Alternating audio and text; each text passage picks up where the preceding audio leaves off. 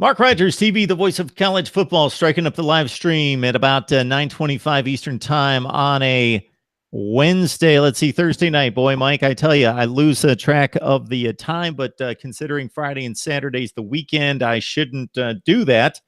We got Mike Laval from Last Word on College Football on the line as he and the rest of the crew, Tony Siracusa, Kevin McGuffey, are getting us all set for college football 2018, just about 80 days away. Mike, how you doing tonight?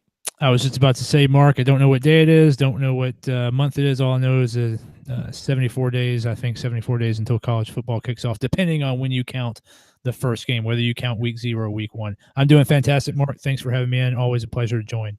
Yeah, I enjoy these various countdowns that you'll see on social media that will point out a record or typically a jersey number that signifies the number of days left until college football. And then you can pick out your favorite 82 or 61 or whatever it is as we count down the days. Probably something we should add to Mark Rogers TV, but there just doesn't seem to be enough time.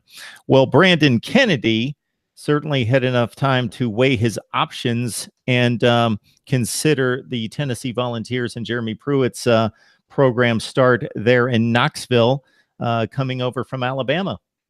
Yeah, big news today. 247 is reporting that Alabama transfer Brandon Kennedy has chosen the Vols. He'll be enrolling in the second half of summer and early July in a couple weeks. Of course, he was the center of kind of as much discussion a few weeks ago as Nick Saban was blocking his discussions with both Auburn and Tennessee, the two schools he was choosing, because of the SEC's rule that allowed coaches and programs to block graduate transfers from talking to other schools in the conference.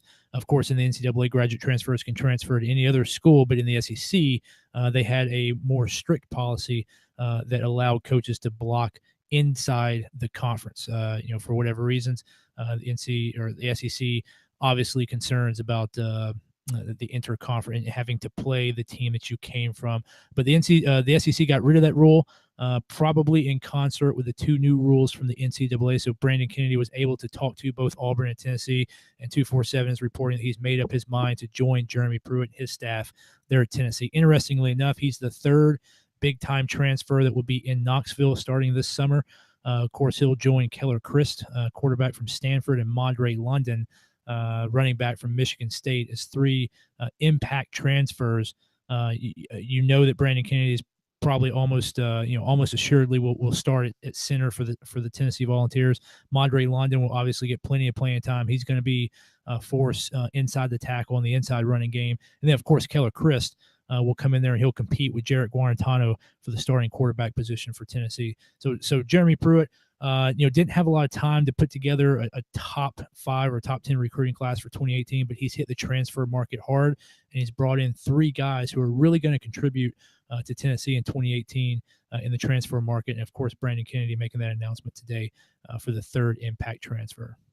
So reviewing Brandon Kennedy's credentials coming out of high school, he was the 3rd rated offensive lineman, or specifically offensive center. So the 3rd rated center coming out of high school football, according to Rivals, 13th rated player in the state of Alabama.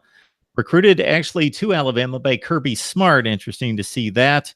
And obviously that was a few years ago, going back to the class of 2015 as he committed to the Tide the previous summer. He will play for the Tennessee Volunteers and Jeremy Pruitt as Pruitt tries to resurrect Tennessee's program. We got Mike Laval on the line from Last Word on College Football to discuss Tennessee, the SEC, and the nation.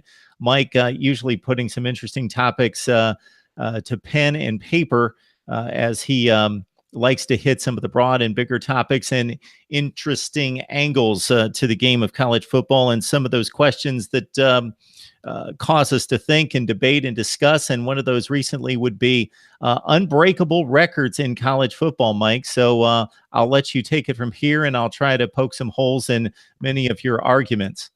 Yeah, so you were talking about the days to go countdown on social media. We have ours at Last Word on CFB, our Twitter site at Last Word on CFB. Today was the record, 77 days to go, and David Pilon from Houston holds the FBS record with 77 pass attempts in one game without throwing an interception. Now, I don't know that's an unbreakable record in today's pass-happy offenses. But what I do think is an unbreakable record is total offense yards per game in a season. Do you know who owns that, Mark?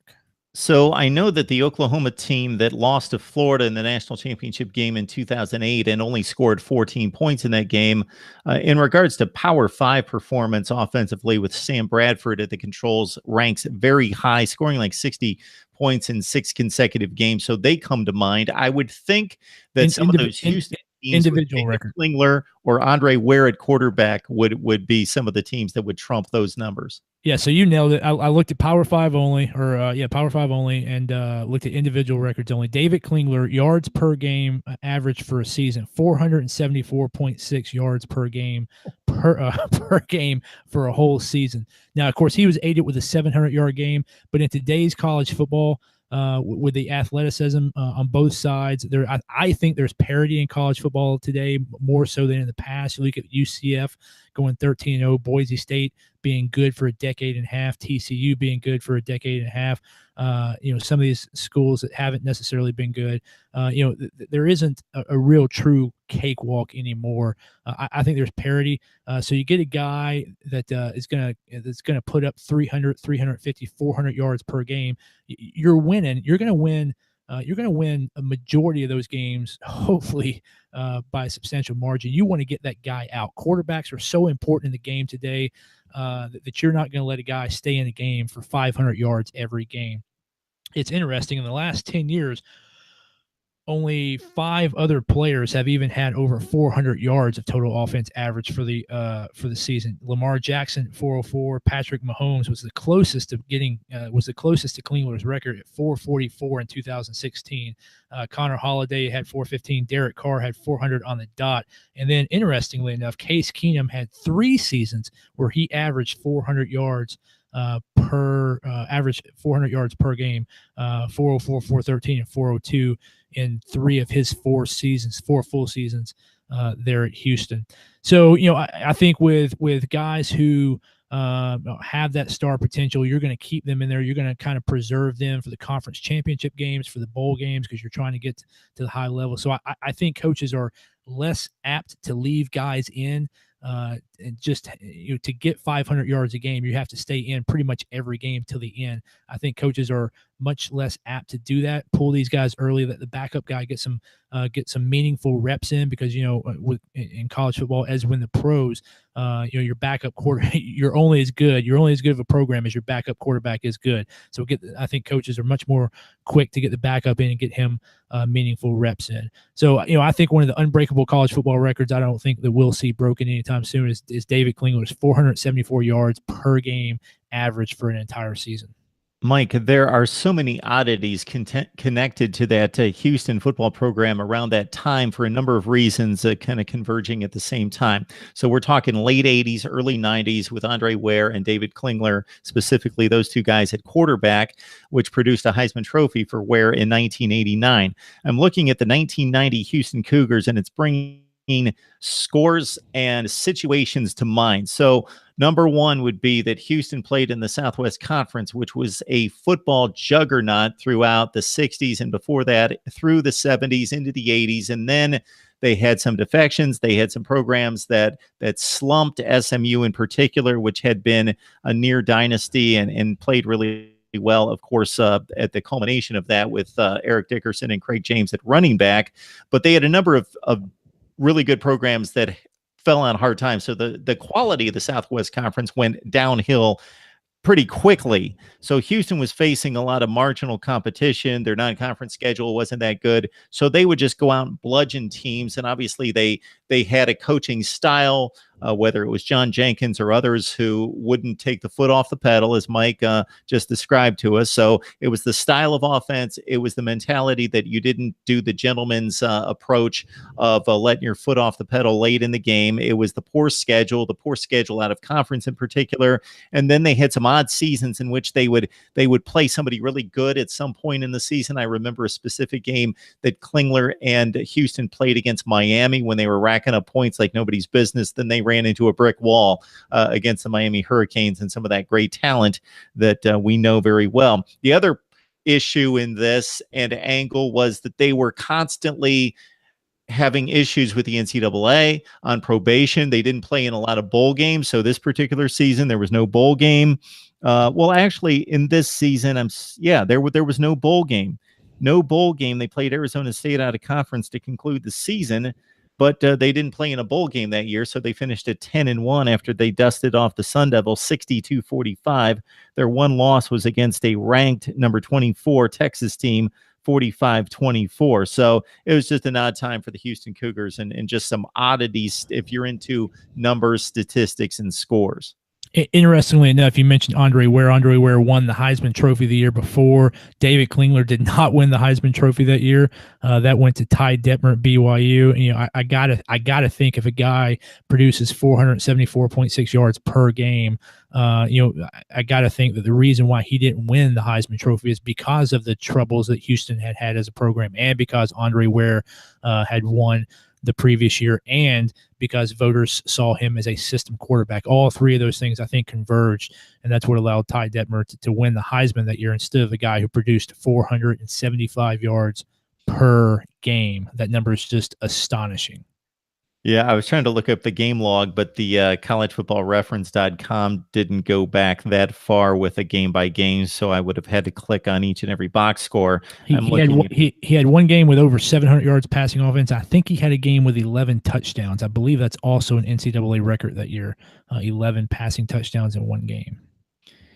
Yeah, and the Andre Ware ledger the previous season includes a 95-21 win over SMU. Yeah, I think Houston had a 77-0 win that year as well. So two seasons in a row, they put up 172 in two games. Yeah, they also beat Rice 64-0. They beat Baylor 66-10 and Temple 65-7. Now they did run into a couple defenses in Texas A&M and Arkansas who held them to a 17-13 loss and 45-39 game there against Arkansas, and losing the two games that they did the previous season, the Andre Ware season, before Klingler went 10-1. All right. What else do we have, Mike? Next unbreakable record for you. This is kind of a lead-in. You should get this one. I've kind of given you a hint. Most career passing yards in FBS football. So, we're talking Houston quarterbacks, but for some reason I thought that belonged to one of the Hawaii guys, either Colt Brennan or Timmy Chang.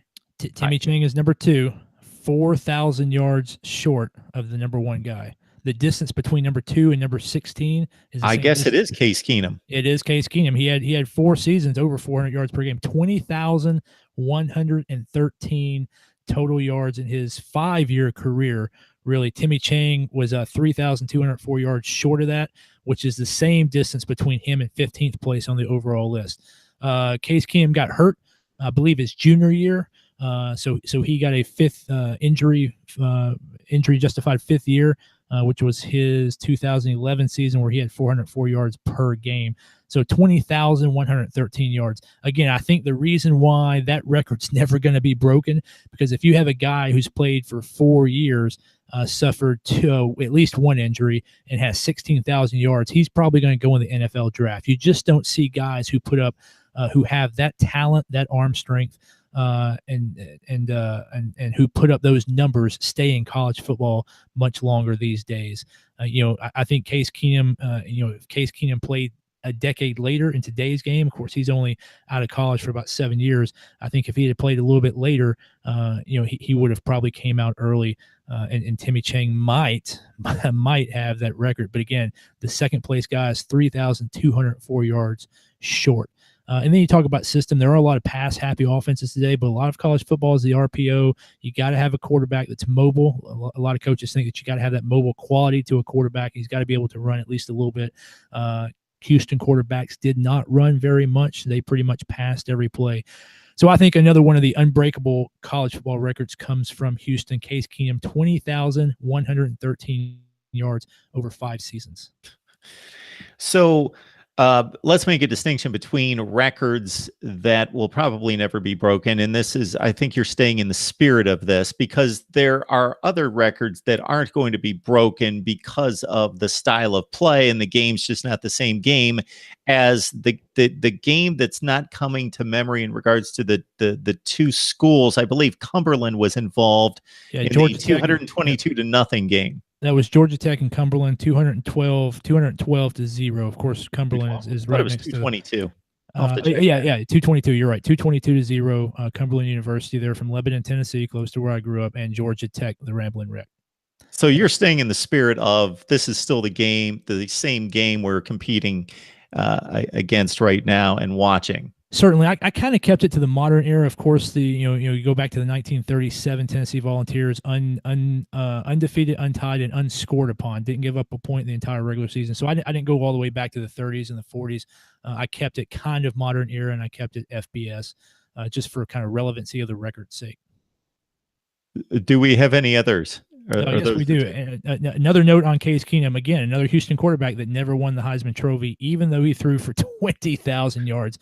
I think, again, I think they probably saw him as a system running back. All right, Mark, here's another one I don't think is ever going to be broken. Most rushing attempts in one game. What would you say? All right. Give me one hint, and I'm going to ask for the hint to be a distinction between Power 5 and Group of 5. Power 5. I was kind of looking for the number. Power 5, and it's more than half 100. Oh shoot! I'm almost for sure gonna know it once I hear it, but I'm not coming up with it. Did LaDainian Tomlinson carry the ball that much? I know he had a 400-yard game. No. Yeah, give it to me. A guy named Tony Sands from Kansas in 1991 against Missouri had 58 rushing attempts in one game. I remember the name. If a coach ran one guy 58 times today, he would get taken to task by both the media, the player's parents, probably the player, and the administration. You just can't run a guy 58. There are some teams that don't run 58 plays in a game. I don't know of any team that has 58 rushes in a game anymore. And on top of that, one guy having 58 carries in one game. In that game, that was against Missouri in 1991. Kansas won the game 53-29. That Missouri team that year gave up over 36 points per game. They were a horrible defensive team that year. On the day, he gained 396 yards. But here's what's interesting.